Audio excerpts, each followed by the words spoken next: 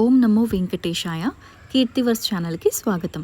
చాలామంది భక్తులకి తిరుపతి గురించి రకరకాల సందేహాలుంటాయి. టికెట్స్ లేనప్పుడు ఏం చేయాలి, సర్వదర్శనం టోకెన్లు ఎక్కడ దొరుకుతాయి, రూమ్స్ లేనప్పుడు ఏం చేయాలి, చిన్నపిల్లలకి స్పెషల్ దర్శనాల గురించి కానివ్వండి, 300 రూపాయల టికెట్ గురించి కానివ్వండి, సేవా టికెట్స్ గురించి కానీ ఇలా రకరకాల సందేహాలు ఉంటాయి. వీటన్నిటి గురించి ఈరోజు వీడియోలో క్లియర్గా అన్ని డౌట్స్ని క్లారిఫై చేస్తాను.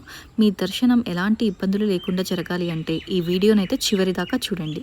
ముందుగా అయితే తిరుపతికి చేరుకున్నాక బస్సెస్, జీప్స్, క్యాబ్స్ ఉంటాయి. వాటి ద్వారా మనం కొండపైకి చేరుకోవచ్చు. లేదంటే కాలినడక మార్గంన అలిపిరి మెట్లు అయితే 3550 మెట్లు ఉంటాయి.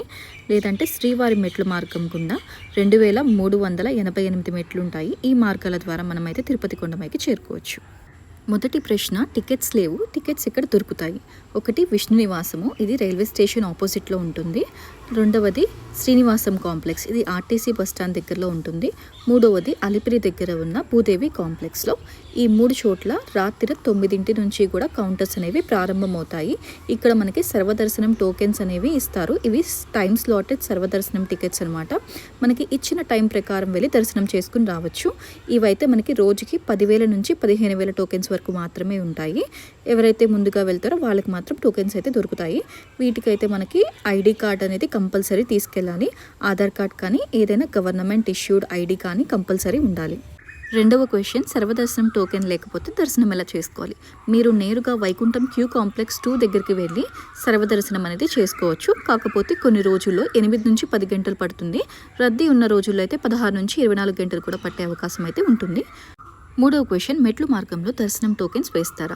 అలిపిరి మెట్లు మార్గంలో అయితే ఇవ్వరు. కానీ మీరు ముందుగా అలిపిరి ముందులో ఉన్న గరుత్మంతుడి విగ్రహానికి ముందు భూదేవి కాంప్లెక్స్ ఉంటుంది. అక్కడ మనము టోకెన్స్ అనేవి వేయించుకుని మెట్ల మార్గంలో వెళ్ళొచ్చు. అదే శ్రీవారి మెట్ల మార్గంలో అయితే శ్రీనివాస మంగాపురం దేవాలయానికి దగ్గర నుంచి కనుక మీరు వెళ్తే అక్కడ మార్గం మధ్యలో మీకు టోకెన్స్ అనేవి వేస్తారు. నాలుగో క్వశ్చన్, చంటి పిల్లలతో వెళ్ళే వాళ్ళకి స్పెషల్ దర్శనం ఉంటుందా? పిల్లల వయసు సంవత్సరం లోపల ఉండాలి.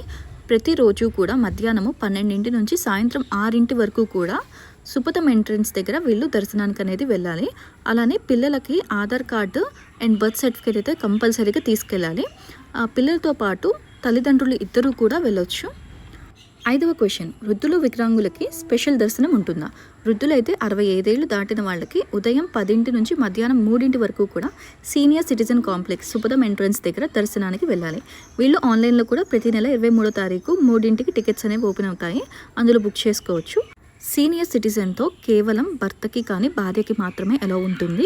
ఫ్రైడే మాత్రం 3కి స్లాట్ ఓపెన్ అవుతుంది.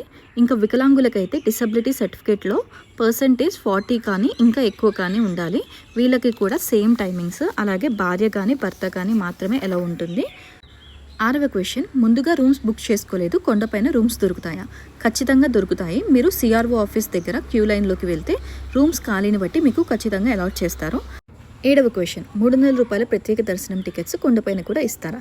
లేదు, మనం దీన్ని ఆన్లైన్లో టీటీడీ ఆఫీస్ బుకింగ్ పోర్టల్లో బుక్ చేసుకోవచ్చు. ఆఫ్లైన్లో అయితే శ్రీనివాసం కాంప్లెక్స్లో మనకి డైలీ ఉదయం 9 నుంచి సాయంత్రం 5 వరకు కూడా ఇస్తారు. రోజుకి 5,000 టికెట్స్ మాత్రమే ఉంటాయి. మనకి తిరుపతి ఎయిర్పోర్ట్లో కూడా 100 టికెట్స్ ఉంటాయి.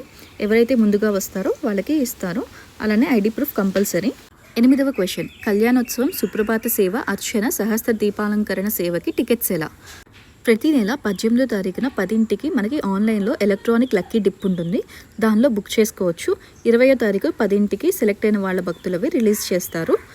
కళ్యాణోత్సవం, ఉంజల సేవ, ఆర్జిత బ్రహ్మోత్సవం, సహస్ర దీపాలంకరణకైతే ప్రతి నెల 21వ తారీఖున 10కి రిలీజ్ చేస్తారు. 4 నెలలకు ముందలే రిలీజ్ చేస్తారు. అవి డైరెక్ట్గా బుక్ చేసుకోవచ్చు. లక్కీ డిప్ అవసరం అయితే ఏముండదు. ఆఫ్లైన్లో అయితే సిఆర్ఓ ఆఫీస్ దగ్గర లాటరీ పద్ధతిలో భక్తులని పంపించే అవకాశాన్ని అయితే ఏర్పాటు చేశారు. 9వ క్వశ్చన్, విఐపి బ్రేక్ దర్శనం లెటర్ ఉన్న వాళ్ళు ఏం చేయాలి? విఐపి బ్రేక్ దర్శనం లెటర్ని ముందు రోజే జేఈఓ క్యాంప్ ఆఫీస్ దగ్గర ఉదయం 10 నుంచి 12 లోపు ఆ లెటర్ని సబ్మిట్ చేయాలి. శనివారము, ఆదివారము అయితే ఉండవు. తర్వాత రోజు ఉదయం 5:30కి వైకుంఠం క్యూ కాంప్లెక్స్ 1 దగ్గర దర్శనం టైం కన్నా 1 అవర్ ముందు వెళ్ళాలి. మొత్తం ఒక లెటర్కి 6 అయితే వెళ్ళొచ్చు. ఈ లెటర్ కానీ లేకపోతే శ్రీవారి ట్రస్ట్ డొనేషన్ ద్వారా మనిషికి 10,500 కట్టి లెటర్ తీసుకొని వెళ్ళాల్సి ఉంటుంది. ముందు రోజు 8 నుంచి కూడా ఆధార్ కార్డ్ తీసుకుని మనము ఈవో ఆఫీస్ దగ్గరికి వెళ్ళి లైన్లో నిలబడితే టికెట్ అనేది తీసుకోవచ్చు. నెక్స్ట్ రోజు దర్శనానికి తీసుకువెళ్లాల్సి ఉంటుంది. 10వ క్వశ్చన్, దర్శనానికి ఎలాంటి దుస్తులు వేసుకోవాలి? ఖచ్చితంగా సాంప్రదాయ దుస్తుల్లోనే దర్శనానికి అనేది వెళ్ళాలి. ఆడవాళ్ళైతే చీర కానీ పంజాబీ డ్రెస్ కానీ, చుట్టిదార్ అయితే కంపల్సరీ మనకి దుపట్టా ఉండాలి. మగవాళ్ళు అయితే పంచతో వెళ్ళాలి. 11వ క్వశ్చన్, శ్రీవారి సేవా వాలంటీర్గా చేయాలంటే ఏం చేయాలి? ముందుగా 15 మంది సభ్యులు కలిసి గ్రూప్గా ఏర్పడి ఆన్లైన్లో మనకి అప్లై చేసుకుంటే మనకి శ్రీవారి సేవకు అర్హులవుతారు. తిరుమలలో మాతృశ్రీ తరిగొండ వెంగమాంబ అన్నప్రసాద కేంద్రం వద్ద మనకి నిత్య అన్నదానం అనేది జరుగుతుంది. 3 పూట్ల కూడా నిత్యము ఎప్పుడు జరుగుతూ ఉంటుంది. ఇంకా మీకు ఏమైనా డౌట్స్ ఉంటే కామెంట్స్లో నన్ను అడగండి. ఇంత ఇన్ఫర్మేషన్ ఉన్న వీడియోని మీ ఫ్రెండ్స్ అండ్ ఫ్యామిలీతో అయితే షేర్ చేయడం మర్చిపోకండి. అలానే నా ఛానల్ అయితే సబ్స్క్రైబ్ చేసేయండి. తిరుమలలో మీ దర్శనం బాగా జరగాలని కోరుకుంటున్నాను. ఓం నమో వెంకటేశాయ.